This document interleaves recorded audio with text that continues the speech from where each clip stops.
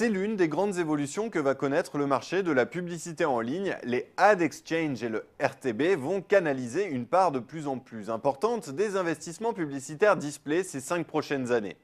De 4% en 2011, cette part devrait passer à 18% en France en 2014, si le marché suit le même rythme de développement que le marché américain, pour se situer entre 25 et 50% en 2017. Tous ces chiffres sont cités par David Targy, directeur d'études de Xerfi Precepta, dans sa dernière étude sur le marché du display. Alors, pour bien comprendre ce dont il s'agit, je rappelle brièvement que l'Ad Exchange et le RTB, c'est le passage d'un achat fondé sur le contexte à un achat fondé sur l'audience, puisqu'il s'agit d'achats programmatiques d'espaces publicitaires en ligne. Et aujourd'hui, l'audience est de mieux en mieux ciblée grâce à l'exploitation du big data, et le tout sur fond d'information et d'automatisation accrue. Cet essor de l'achat et de vente programmatique, il a déjà commencé à bouleverser le paysage concurrentiel. Début février, un article du Financial Times l'illustrait parfaitement. D'ailleurs, ce bouleversement, il est déjà mesurable, il est déjà palpable aux États-Unis.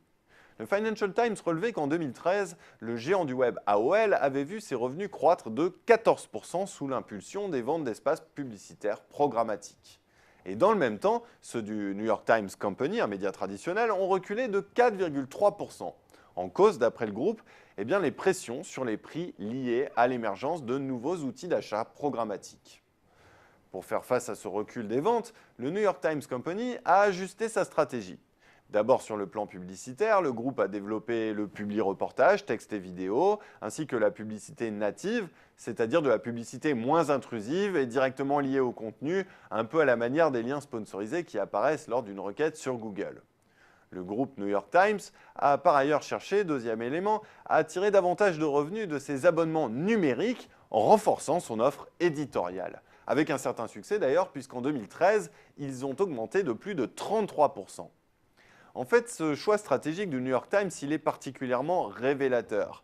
Les régies publicitaires des médias traditionnels n'ont pas la compétence pour s'emparer des nouveaux outils d'achat et de vente programmatique.